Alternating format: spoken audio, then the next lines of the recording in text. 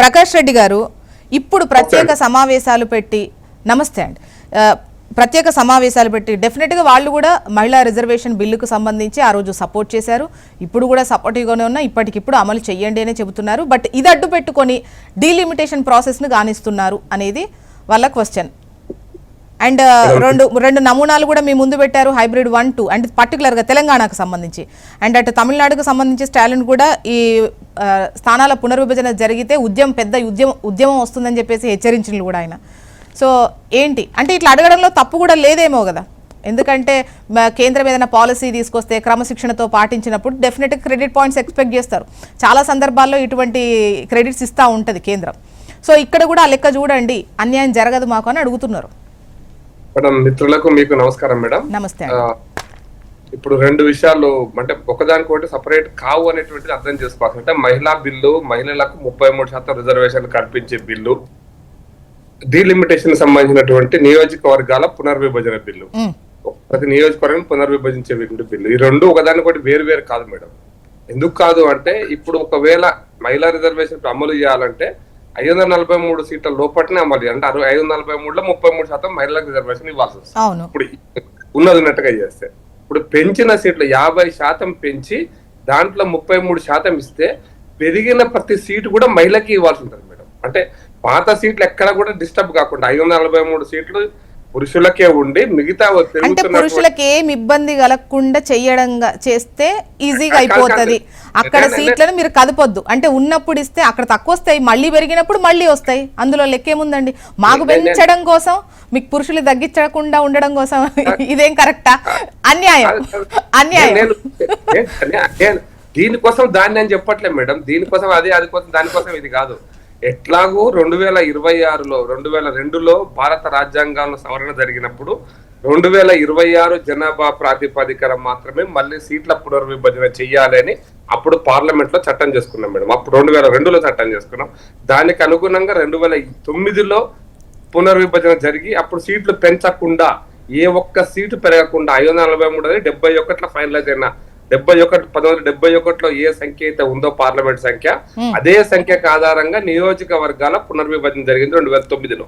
అంటే రిజర్వేషన్స్ కావచ్చు, మిగతా అంశాలన్నీ కలిపి SC/ST రిజర్వేషన్స్ కావచ్చు, లేకపోతే పెద్ద డెమోగ్రఫీ చేంజ్ అయితే జనాభా మారిందో, గ్రామాల నుంచి పట్టణాలకు వచ్చిన పట్టణాల సంఖ్య పెరగవచ్చు, ఆంధ్రప్రదేశ్ నుంచి తెలంగాణకు వచ్చినప్పుడు తెలంగాణ సంఖ్య పెరిగింది. అర్థం చేసుకోవాల్సి అంటే అప్పుడు తెలంగాణలో 104 అసెంబ్లీలో ఉంటే 119 అయినాయి. 2071 104 ఉంటే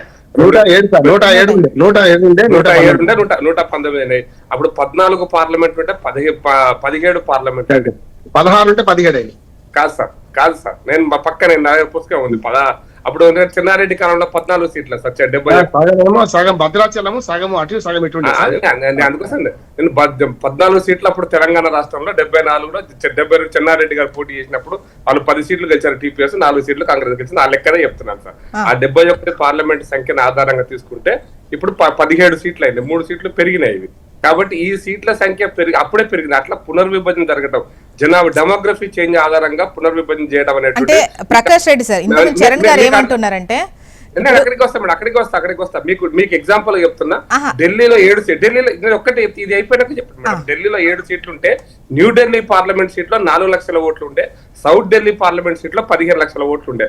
న్యూఢిల్లీ పార్లమెంట్ సీట్ ఎంత అంటే మన ఖైరతాబాద్ అసెంబ్లీలో సగం ఉండే. అప్పుడు అట్లా మార్పులు చేర్పులు చేయడం కోసం అనేది ఇప్పుడు ప్రాతిపదిక 2011 జనాభా ప్రాతిపదిక. దేనికంటే ఈ నియోజకవర్గాల పునర్విభజనకు మాత్రమే. నియోజకవర్గాల సంఖ్య పెంచడానికి జనాభా ప్రాతిపదిక కాదు.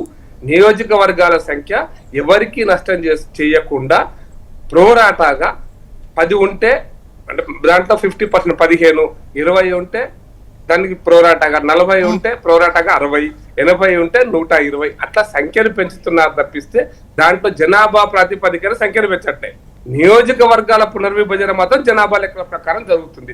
ఇది జరిగింది. అయితే చట్టం 2026 తర్వాత 26 జనాభా లెక్కల ఆధారంగా ఆ తర్వాత ఎప్పుడైనా చేయొచ్చని పార్లమెంట్ లో బిల్లు పెట్టినందుకు ఇప్పుడు 26 వచ్చేసింది. 2026 కాబట్టి దీని ప్రాతిపదికన 27లో జనాభా లెక్కలు పూర్తవుతాయి.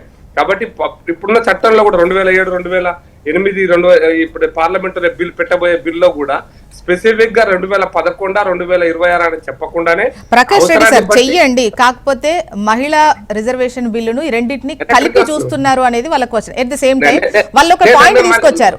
2011 జనాభా లెక్కల ఆధారంగా చేసినప్పుడు 2023లోనే ఇది వచ్చినప్పుడు అప్పుడు ఇంప్లిమెంట్ చేసి ఉంటే ఒక 151 మంది మహిళలకు ఏమంటారు ముందుకు వచ్చేవాళ్ళు, అవునా కదా? మరి ఇప్పుడు- సో ఇప్పుడు ఇప్పుడు కూడా అంతే మరి ఇప్పుడు 260 అంటే మంది, అక్కడ 270 సీట్లేం మంది మహిళలు వస్తారు. తగ్గించుకోదలుచుకోలేదు. ఇప్పుడు మీరన్నదే ఎవరికి అన్యాయం జరగకుండా ఈ పెరిగినాయన్నీ ఇంకా ఆడవాళ్ళకే అన్నటువంటిది ఒకటి చెప్పారు చూడండి.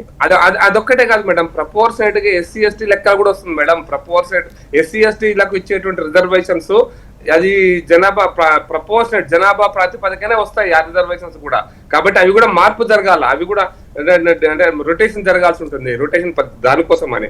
కాబట్టి అయితే రెండోది చివరి పాయింట్ నేను చెప్పదలుచుకున్నా మేడం, హైబ్రిడ్ అనేటువంటి కాన్సెప్ట్ ఏదైతుందో అది భారత రాజ్యాంగానికే పనికిరాదు మేడం, భారత రాజ్యాంగానికి విరుద్ధం. అంబేద్కర్ గారు రాసినటువంటి ప్రతి ఒక్కరికి వయోజనుడికి ఓటు హక్కు అన్నటువంటి ఆ రోజు ఆలోచనలకు అది విరుద్ధం. నెంబర్ 1. నెంబర్ 2, డబ్బు ఆధారంగా లేకపోతే ధనం ఆధారంగా, ఉత్పత్తి ఆధారంగా, సంపద ఆధారంగా సీట్ల పెంపు తగ్గించడం పెంచడం అనేటువంటిది నాకు అది కొత్త వింతైనటువంటి వింతలో వింత, ప్రపంచంలోనే వింతైనటువంటి ఆలోచన. ఎందుకంటే డబ్బున్న వాడికి ఎక్కువ ఓట్లు, డబ్బు లేని వాడికి తక్కువ ఓట్లు అయ్యాయి మేడం. ఎవడో భారతదేశంలో 100 కోట్ల వాడికి 1,00,000 ఓట్లు ఇచ్చి డబ్బు లేని వాడికి 1 ఓటు ఇవ్వడం అనేది భారత రాజ్యాంగంలో లేదు. అప్పుడు కూడా వచ్చిన చర్చ, పెద్దలు రామ్మోహన్ రావు గారు ఉన్నారు, అప్పుడు కూడా 5 ఎకరాల భూమి ఉన్నోడికే ఓటు ఇవ్వాలన్నా, చదువుకున్నోడికే ఓటు ఇవ్వాలన్నా 47 చర్చకు వచ్చింది. 48 కాన్స్టిట్యూషన్ రాసేటప్పుడు, రాజ్యాంగం రాసేటప్పుడు ఇవన్నీ కాదు. ప్రతి పౌరుడు, ప్రజాస్వామ్యం యొక్క విలువ ఎక్కడంటే ప్రతి పౌరుడికి ఓటు వేయాలి, ప్రతి పౌరుడికి అవకాశం ఇవ్వాలనేటువంటిది. అయితే మీరు డబ్బు ఆధారంగా కనుక జిఎస్డిపి ఆధారంగా చేస్తే బాగా నష్టపోయే రాష్ట్రాలు మీరు భారతదేశంలో సౌత్ నార్త్ మాత్రమే ఉన్నాయంటే నేను అది అబద్ధం. సౌత్ ఉంది, నార్త్ ఉంది, ఉత్తర దక్షిణ భారతదేశంతో ఆల్మోస్ట్ చిన్న రాష్ట్రాలు అన్ని ఉంటాయి, తక్కువ స్థానాలు ఉన్నాయి, అన్ని ఉంటాయి మేడం. నాకు తూర్పు పశ్చిమ రాష్ట్రాలు కూడా ఉన్నాయి. ఒరిస్సా, బెంగాల్ రాష్ట్రాలు ఒకవేళ జిఎస్డిపి లెక్కనైతే బాగా పడిపోతాయి. ఎందుకంటే అక్కడ జిఎస్డిపి చాలా తక్కువ ఉంది, ఒరిస్సాలో కానీ, బెంగాల్లో కానీ, ఛత్తీస్గఢ్ లో కానీ, జార్ఖండ్ లో కానీ. ఇప్పుడు ఈ తూర్పు పశ్చిమ రాష్ట్రాలు ఉన్నాయి కదా, గుజరాత్ కానీ, మహారాష్ట్ర కానీ, ఇవి ఇంకా బాగా సంఖ్య పెరుగుతాయి. మరి మీరు ప్రతిపాదన దేనికంటే బెంగాల్ ను బంగ్లాదేశ్ కి ఇద్దామని మీ రాజకీయ ఎత్తుగడలో భాగమా, లేకపోతే ఒరిస్సాని ఇంకో రకంగా చేయాలని రాజకీయ ఎత్తుగడలో భాగమా? మీ రాజకీయ ఎత్తుగడ దేనికోసమే జిఎస్డిపి, దేనికోసమే ఏం ప్రతిపాదన ఇది?